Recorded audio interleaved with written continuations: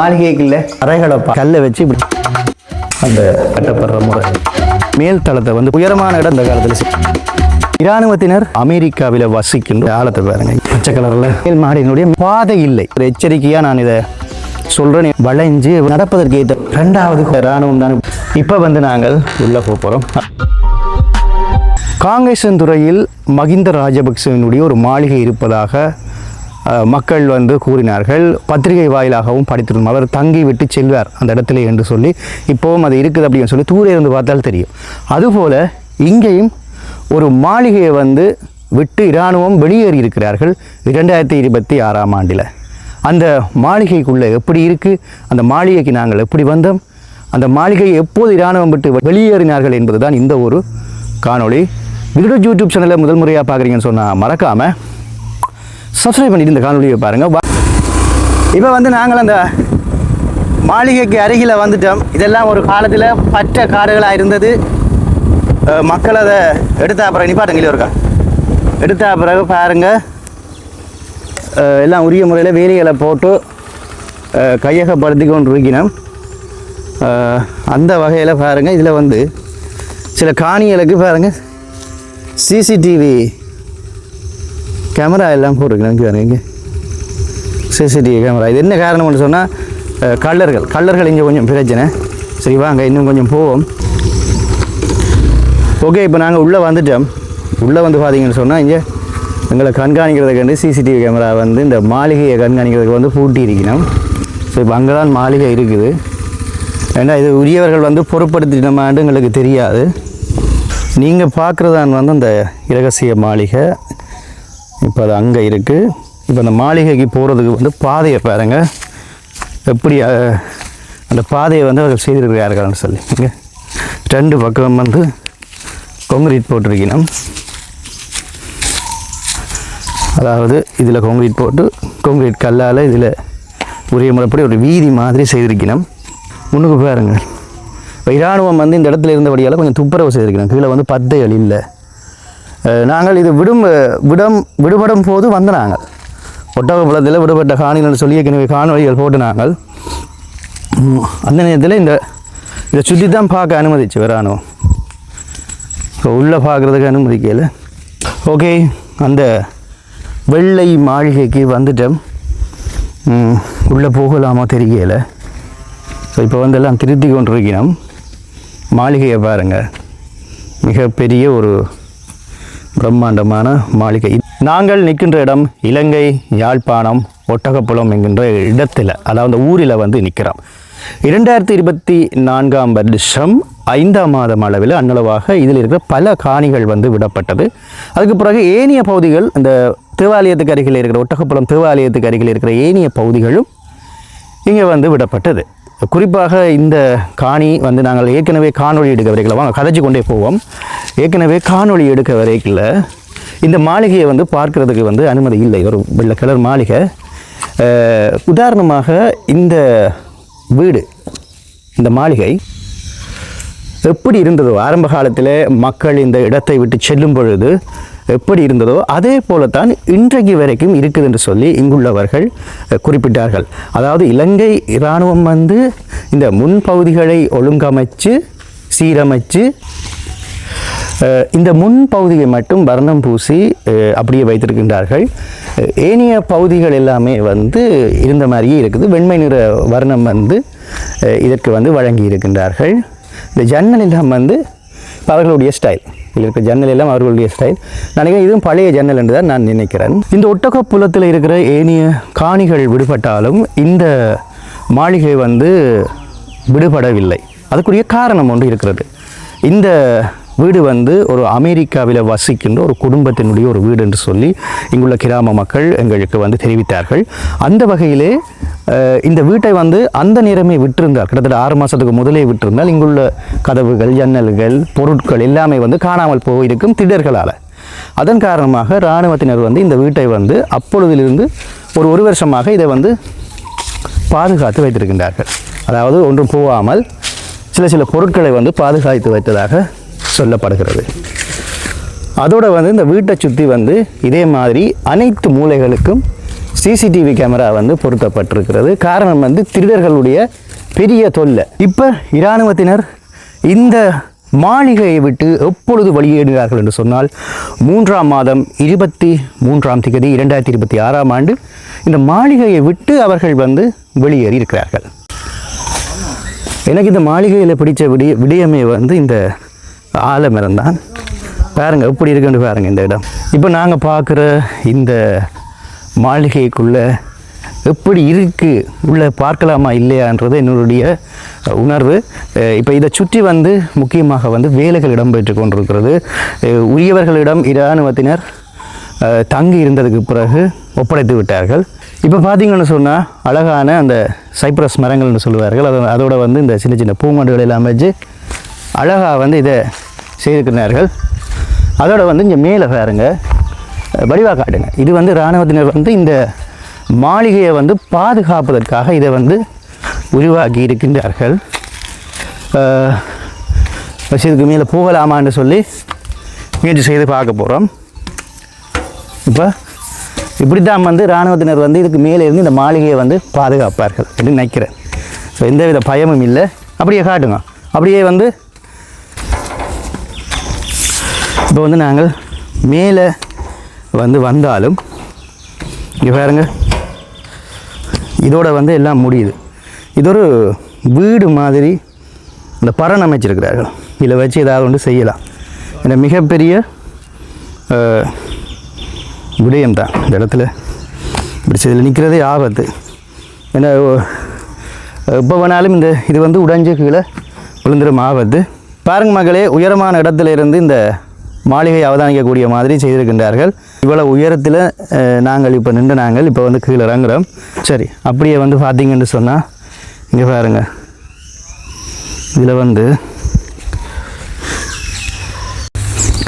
இதில் வந்து ஒரு அமைப்பு இருக்குது. என்ன அமைப்புன்னு எனக்கு தெரியல. இப்படி வச்சிருக்கணும் ஒரு ஒரு தூண் மாதிரி. குறிப்பாக இந்த பெரிய மாளிகைக்கு இராணுவம் விட்டதுக்கு பிறகு பாதை இல்லை. இது ஒரு கவலையான விஷயம். பாதை வந்து இவ்வளோ பெரிய மாளிகைக்கு உள்ளே வாரதுக்கு பாதை இல்லை. இதில் வந்து ஒரு 12 அடி பாதை இருந்ததாம். இப்போ நீங்கள் பார்க்குற இடம் இதில் வந்து 12 அடி பாதை இருந்தது. அப்படியே அங்கே போனால் பாதை வந்து குறுகி பாதை முடிகிறது. இதில் ஒரு காணி பிரச்சனை ஒன்று இங்கே போய் கொண்டிருக்குது. இதில் இந்த மக்கள் வந்து குறிப்பிட்டார்கள் இந்த காணிக்கு பாதை வந்து உரிய முறையில் இல்லை. அது மட்டும் இல்லை, இங்கே விடுபட்ட இதுக்கு அங்காலே இருக்க ஏனைய காணிகள் விடுபட்டிருக்கே தவிர பாதை பிரச்சனையில் இருக்குது. இதுக்கு ஒரு தீர்வு வந்து காணணும். அதன் காரணமாக இந்த காணொலியை பயந்து விடக்கூடிய தரப்புகளுக்கு இப்படி ஒரு பிரம்மாண்டமான மாளிகையில் ஒரு பார் மாதிரி ஒன்றை வந்து கட்டி இருக்கணும். அதைத்தான் நாங்கள் பார்த்து கொண்டிருக்கிறோம். பாருங்க. ஸோ இதுக்குள்ளே வந்து நாங்கள் போனோம் அப்படின்னு சொன்னால் இதில் வந்து ஃபுல்லாக வந்து போத்தில் அடுக்கி அதில் வந்து அலங்காரம் செய்திக்கணும். அதே மாதிரி ஒரு செட்டப். இதில் வந்து நான் வந்து தண்ணி கழுவுற இடம் வந்து நிற்கிறேன். ஸோ சரி, இதில் வந்து அந்த காலத்தில் பாவிச்ச மூடி. ரைட், இப்போ வந்து நாங்கள் வீட்டுக்குள்ளே வந்து செல்லலாம். அதோட வந்து வெளியில் வந்து இப்படி அமர்ந்திருக்கக்கூடிய வகையில் இராணுவத்தினர் வந்து இப்படி ஒரு கல்லை வச்சு இப்படி செய்திருக்கிறார்கள். நல்லா இருக்குது, நல்ல குளிர்ச்சியாக இருக்குது. அன்னளவாக ஒரு 36 வருஷத்துக்கு பிறகு இந்த பிரம்மாண்டமான இந்த மாளிகைக்கு உள்ளே போய் எப்படி இருக்குது என்று சொல்லி அணுவணுவாக பார்க்க போகிறோம். இப்போ வந்து நாங்கள் உள்ளே போகிறோம். அப்படியே வாங்க. கதவை திறக்கும் பொழுதே சந்தோஷமாக இருக்கிறது. ஒரு இராணுவம் பாவித்த ஒரு வீடு. ஏற்கனவே நான் காங்கேசன் துறைக்கு பயணிச்சிருக்கிறேன். இப்படியான வீடுகளை பார்த்துருக்கிறேன். முதலாவது இந்த பெரிய மாளிகைக்குள்ளே வந்ததுமே நல்ல குளிர்ச்சியாக இருக்குது. இப்போ வந்து வெக்க காலம். இதில் வந்து முன்னுக்கு ஒரு ஹோல் வந்து கட்டி இருக்கணும். அந்த ஹோலை தான் பார்க்குறோம். வாசலால் வந்த உடனே மேலே வந்து ஃப்ளாட் போட்டிருக்கணும். மேல் மாடி இருக்குது. அப்படியே நாங்கள் கீழே பார்த்தோம்னு சொன்னால் பச்சை வர்ணம் வந்து கொடுத்துருக்கணும் நிலத்துக்கு. அதோட முதலாவது ஹோலுக்கு பக்கத்தில் வந்து ஒரு அறை ஒன்று இருக்குது. அந்த அறை கதவு கூட ஒரு பாவிக்கக்கூடிய நிலைமையில் நல்ல அழகாக இருக்குது. உள்ளே வந்து அவர்கள் பொருட்கள் வந்து வைத்திருக்கின்றார்கள். மேசைகள், கதிரைகள், கட்டில்கள் எல்லாம் இருக்குது. ஓகே, இது வந்து முதலாவது அறை. முதலாவது அறையை வந்து பார்த்துட்டோம். இதில் வந்து பாருங்க ஒரு பிளாக் போர்ட் மாதிரி ஒன்று செய்திருக்கணும். அப்படியே நாங்கள் கதவை திறந்து உள்ளே வந்தோம்னு சொன்னால் முதலாவது ஹோலை பார்த்தோம். இது வந்து 2வது ஹோல். இந்த வீட்டில் மிகப்பெரிய மாளிகையில் பல ஹோல் இருக்குந்தானே, இது 2வது ஹோல். பெரிய ஒரு ஹோல் ஒன்று இருக்குது பாருங்க. இந்த இடத்துல பெரிய ஹோல், நல்ல பச்சை கலரில் கீழே வந்து வர்ணம் போட்டு தெரிக்கணும். இப்போ இங்கேயும் வந்து பார்த்தீங்கன்னு சொன்னால் 2 அறைகள் வந்து இந்த ஹோலில் வந்து இருக்குது. அந்த ஒரு அறைக்குள்ளேயும் போய் வந்து நாங்கள் பார்க்க போகிறோம். இது வந்து முதலாவது அறை. முதலாவது அறையை வந்து பார்த்திங்கன்னு சொன்னால் நல்ல அழகாக நல்ல நீட்டாக வந்து இருக்குது. உரிய முறைப்படி நான் பார்த்த வரைக்கும் இந்த வீடு தான் இங்கே வந்து உரிய முறைப்படி வந்து மக்கள்கிட்ட ஒப்படைச்சிருக்கணும். உடைக்காமல் கலட்டாமல் அப்படியே மக்கள்கிட்ட வந்து ஒப்படைச்சிருக்கணும். கிட்டத்தட்ட மிகப்பெரிய ஒரு கட்டில் வச்சு மேசை வச்சு அமரக்கூடிய ஒரு மிகப்பெரிய ஒரு அறை. இங்கே வந்து அட்டாச் பாத்ரூம் மாதிரி இருக்குது. ஆனால் அது வந்து திறக்க முடியாமல் இருக்குது. மற்றது பாருங்க, இது பழங்கால வீடுகளில் வந்து இது கட்டப்படுற முறை, ஜன்னல் கட்டப்படுற முறை இப்படி தான். மற்றது பாருங்க, சிவரண்ட அகலத்தை பாருங்க இவ்வளோ பெருசுண்டு. அந்த காலத்து வீடு. இந்த இந்த ஜன்னல் எல்லாம் நீங்கள் பார்த்துருக்க மாட்டீங்க. இதெல்லாம் அந்த காலத்தில், பழங்காலத்தில், ஆதி காலத்தில் கட்டப்பட்ட பாரம்பரிய வீட்டு முறைகள் இதெல்லாம். அடுத்தது வந்து நாங்கள் 2வது அறை. 2வது அறையும் அது மாதிரி தான் இருக்கும் என்று நினைக்கிறோம். குறிப்பாக வந்து இந்த நிலையை பார்த்தா அந்த பர்மா தேக்கன்று சொல்லுவார்கள், அது மாதிரி கிட்டத்தட்ட நிலையை பார்த்தீங்கன்னு சொன்னால் இப்படி என்ன கையை இப்படி பொத்தி வைக்கலாம், அவ்வளவு அகலம் கூடிய நிலைகள்.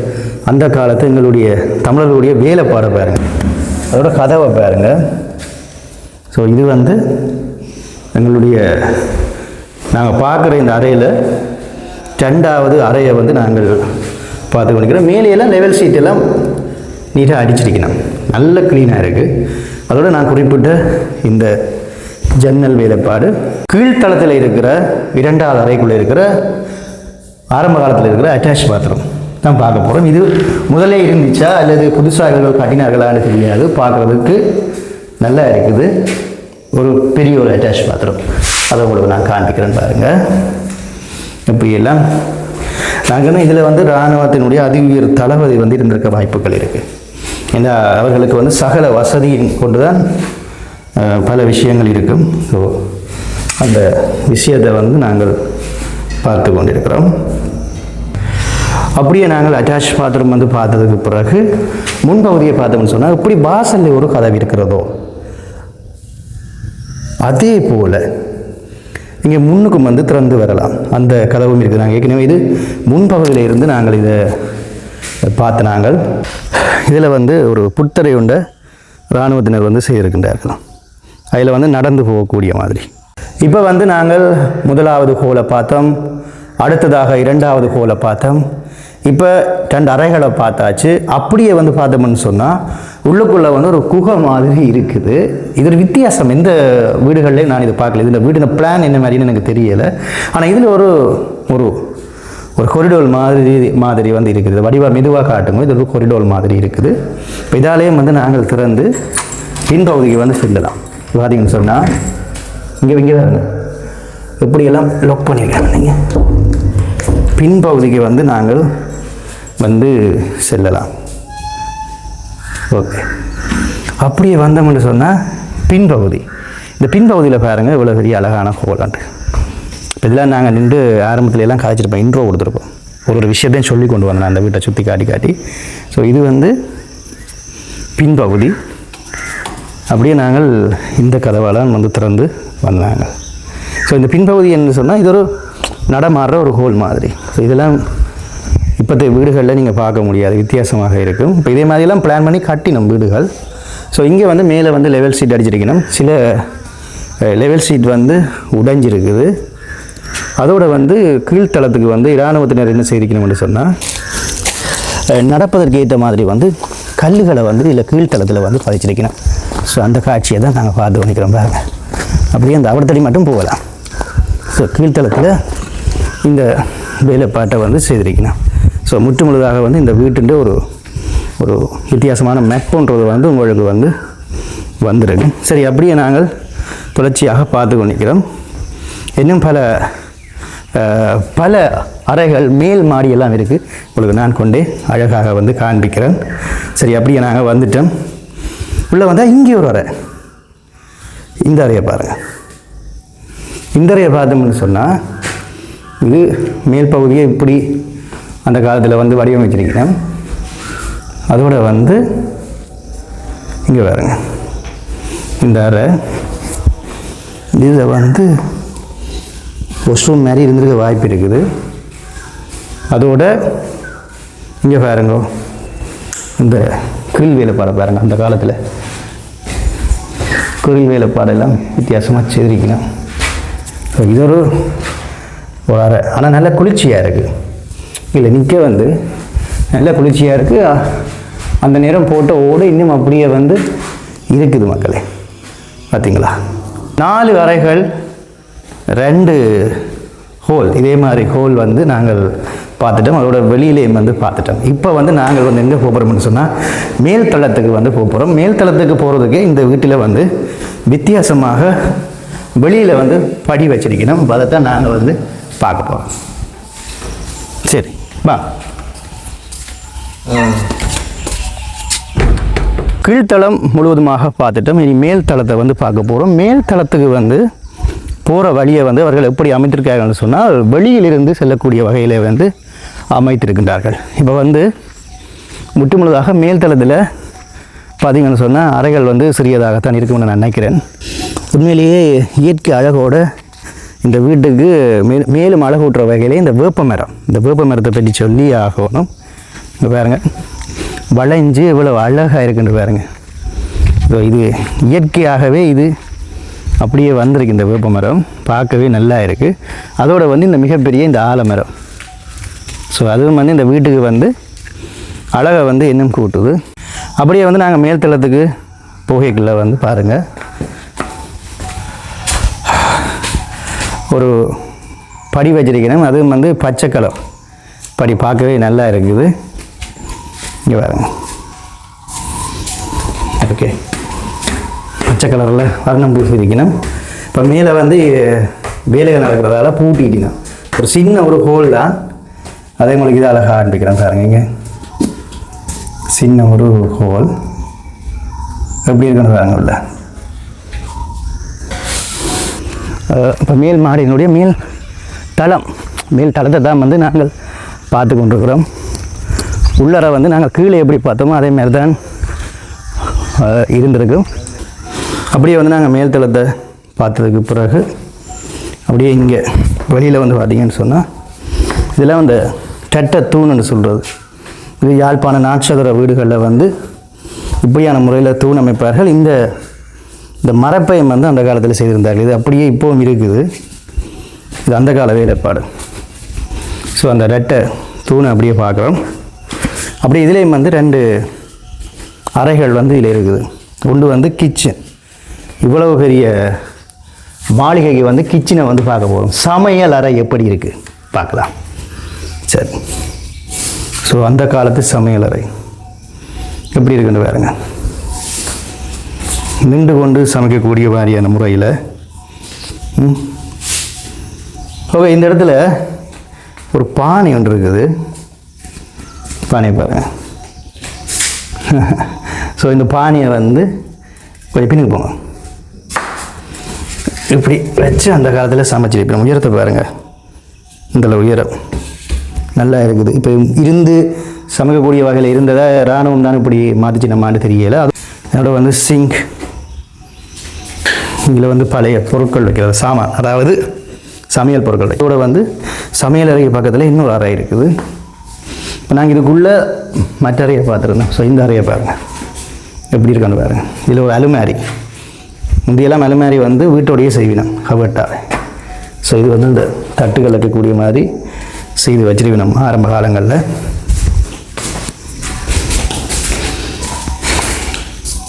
ஸோ அதை வந்து பார்த்துட்டோம். சரி, அப்படியே நாங்கள் வெளியில் வந்தோம்னு சொன்னால் வெளியில் ஒரு அழகான ஒரு ஹோல், இதுலேயும் வந்து கை கழுவக்கூடிய மாதிரி வந்து செய்திருக்கணும். இப்பொழுது அங்கே தான் நின்றுருந்தேன். ஸோ அந்த பகுதியை உங்களுக்கு காட்டுறதுக்காண்டி வெளியில் வந்திருந்தேன்.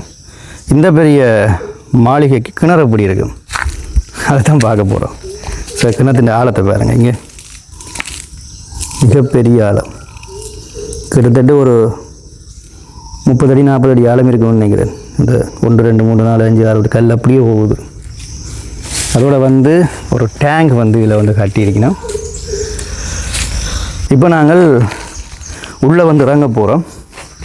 இதை பார்க்குறதுக்கு வந்து ஒரு பிரம்மாண்டமான ஒரு பங்கர் மாதிரியே இருக்குது.